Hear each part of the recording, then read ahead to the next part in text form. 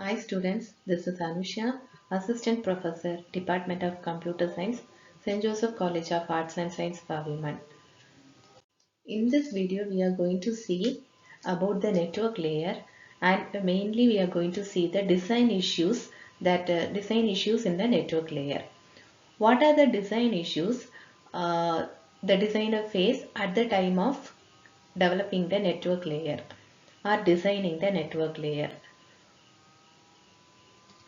So before this, we can see what is the main job of the network layer. Network layer is nothing but it receives packet from the source all the way and it's sent to the destination. So while receiving and sending, what it will do means first it will store and then forward it to the main. The overall function or overall outline of the network layer are design issues, routing, congestion control, internetworking, internet protocol.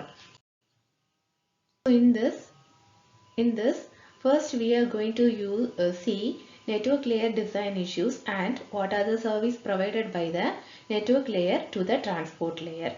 Second, the routing algorithm. Here routing algorithm is nothing but how many types of routing algorithm are possible and its categories and its types. The third one is the congestion. What kind of measures to adopt to control the congestion to avoid overloading. Next is internetworking. Some communication line, very common in internet, deal with the network differences if the source and the destination are connected to different network.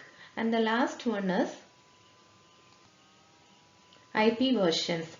Here the IP version is nothing but internet protocol, that is IPv4, IP address, IP version 6, that is internet protocol version 6, internet control protocol, ICMP, and mobile IP. The next thing we are going to see is the first thing what we are facing in the design issue is store and forward packet switching. So from the name itself we can say that store and forward. So first it will store and then it forward to the main function or for the main work. So what is store here? It is nothing but the information sending from one place to other place has got different names in different layers. So here in network layer we call it as packets. So in the store and forward packet switching, we use the algorithm at the router. That is how it receives the packet. Then it will do the checksum, that is check the packet whether all the packets have been arrived, and finally it will forward the packet to the destination. So here this diagram explains the store and forward packet switching. So here we have two hosts, that is H1 and H2 are the two hosts. We won't call it a sender or receiver, only we used to tell us host to host communication. So this two host has an carrier equipment. The carrier equipment is nothing but internet service provider, that is ISP, anything, either ISP or any other thing. Then host H1 has process P1 and host H1 need to send information to the host H2. Usually the work of the host is to communicate the nearest node. So here possibly the given internet service provider, what happens is whatever information H1 want to send it to H2, it locates the nearest node. So what is the nearest node here?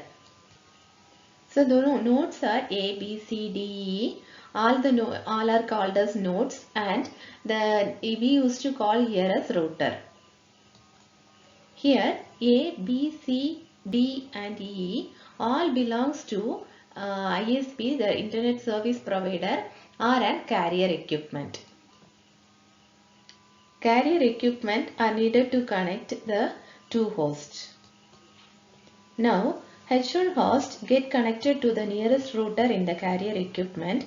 Assume that H1 has got no network capability, that is using rented line, and H2 we have a LAN facility. H2 has one router. How we know H2 has a router? So in this diagram, F node is shown outside the carrier equipment. So obviously F doesn't belong to the carrier equipment. It belongs to H2. In terms of infrastructure, in terms of functional features, we would not differentiate whether router belong to an individual setup or carrier setup. Functionality is same in both the case. Assume H1 sending information to H2 via carrier equipment as said earlier. H1 send the information to the nearest node A.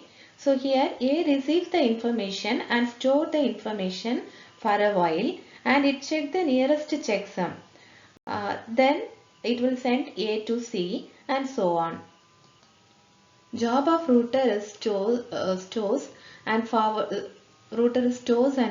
the packet. Here the lines used here are called as leased lines.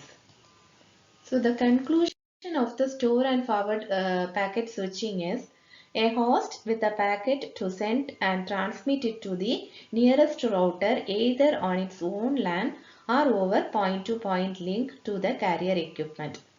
The packet is stored until it has fully arrived so that the checksum can be verified. And finally, then it is forwarded to the next router along the path until it reaches the destination host where it is delivered.